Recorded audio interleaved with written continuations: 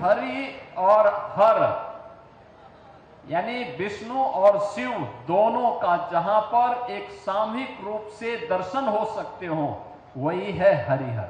भगवान विष्णु का 10वां अवतार इसी संभल में है।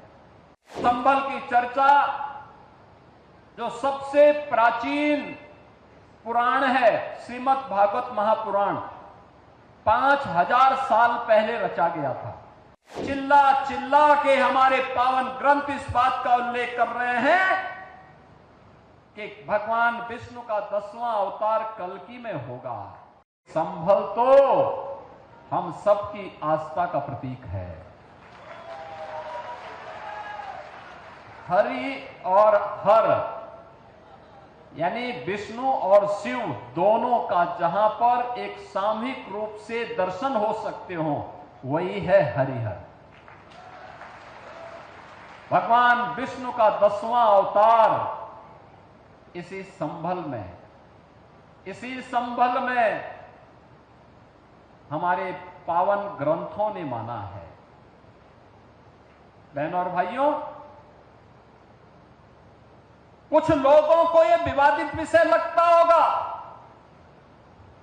क्योंकि जिनकी पृष्ठभूमि ही विवादित है, जिनका पारिवारिक पृष्ठभूमि ही विरासत है, उन्हें हिंदू परंपरा में विवाद नजर आता है। लेकिन यह विवाद का विषय नहीं हो सकता है। यह विवाद का विषय नहीं हो सकता है।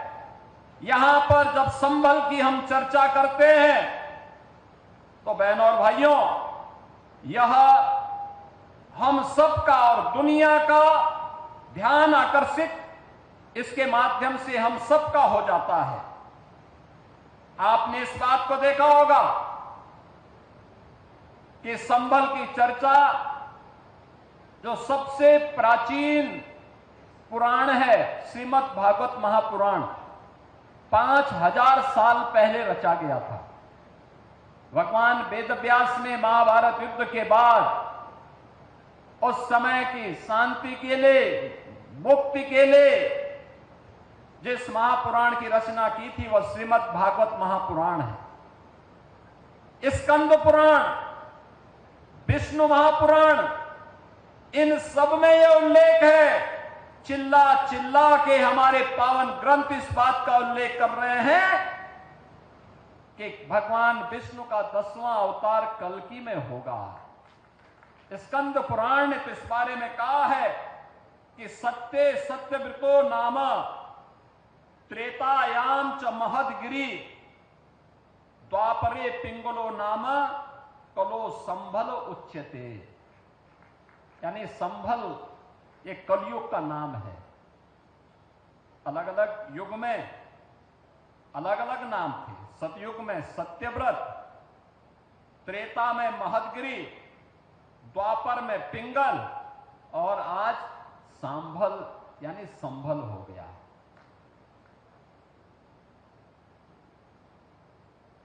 ये स्कंद पुराण कहता है और पुराण के ही इसी प्रसंग को अगर आप ध्यान में रख करके देखेंगे तो वही प्रसंग हम सबका ध्यान आकर्षित करते हैं। स्कंद पुराण ही इस बात का उल्लेख भी करता है जहां पर स्कंद जी महर्षि अगस्त से इस बारे में कहते हैं कि आकर्णे महाभाग पूर्वे सांभलेश्वरम गंगारथ प्रामध्य सतम क्षेत्रम च योजन त्रयम। यानी यह संभल के बारे में कि संभल नगर जो भागीरथी गंगा और राम गंगा के मध्य में है, यह 36 किलोमीटर की दायरे में स्थित है। इसके महात्म के बारे में, इसके क्षेत्रफल के बारे में यह स्पष्ट उल्लेख किया जाता है और श्रीमद् भागवत महापुराण में ही इस बात का उल्लेख करता है कि यदा चंद्रस्य च सूर्यस्य च तथा तिस्य बृहस्पति एक रासो समेस्यन्ते तदा भवति तत्कृतम। अर्थात चंद्रमा, सूर्य और बृहस्पति के तीनों ग्रह जब पुष्य नक्षत्र के प्रथम चरण में एक साथ प्रवेश करेंगे तभी सतयुग का प्रारंभ होगा, जो श्री कल्कि श्री विष्णु के अवतार और सतयुग और कलयुग की संधि में होगा। अब जिसके पास दृष्टि न हो तो उसके बारे में हम क्या कह सकते हैं। और संभल एक सच्चाई है। बहनों और भाइयों, इस सच्चाई का उल्लेख हमारा ग्रंथ कहता है। 68 तीर्थ थे, 68 तीर्थ थे यहां के, 19 पावन कूप थे, परिक्रमा का मार्ग था, सब कुछ था। कैसे बर्बर अत्याचारों से विदेशी आक्रांताओं ने इन तीर्थों को नष्ट किया, अपवित्र किया, कैसे इन कार्यों को अपवित्र करने का कार्य किया, कैसे कब्जे हो जाते हैं। 19 के 19 कूपों पर कब्जा हो जाता है, तीर्थों पर कब्जे हो जाते हैं, मार्ग तोड़ दिए जाते हैं। 24 कोस और 84 कोस की परिक्रमा के मार्ग को बाधित किया जाता है। परिणाम एक सच को छुपाने का कुत्सित प्रयास।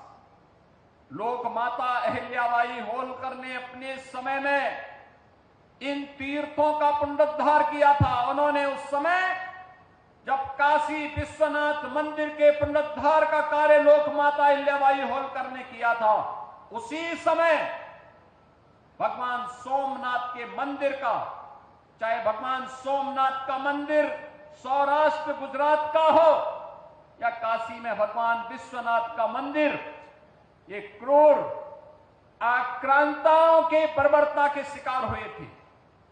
उनका पुनरुद्धार करने का काम, यह कार्य भी लोक माता अहिल्याबाई होलकर ने किया था।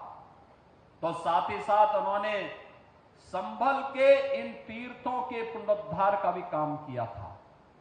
आज भी आप देखते होंगे लोक माता अहिल्याबाई होलकर ट्रस्ट के द्वारा तमाम तीर्थों के लिए कुछ सहयोग किया जाता है, लेकिन अब हमारी सरकार ने तय किया है 68 के 68 तीर्थों को, 19 के 19 कूपों को, परिक्रमा मार्ग के पुनरुद्धार का कार्य अब एक डबल इंजन की सरकार उठाएगी। ये हमारा दायित्व भी है, नैतिक कर्तव्य भी है, क्योंकि विकास तभी सार्थक होता है जब वह विरासत के साथ जुड़ती है। ये विरासत का संरक्षण भी है और आने वाले वर्तमान और भविष्य के सुनहरे सपने को उड़ान देने के लिए उन्हें विकास की प्रक्रिया से जोड़ने का एक अभियान भी है।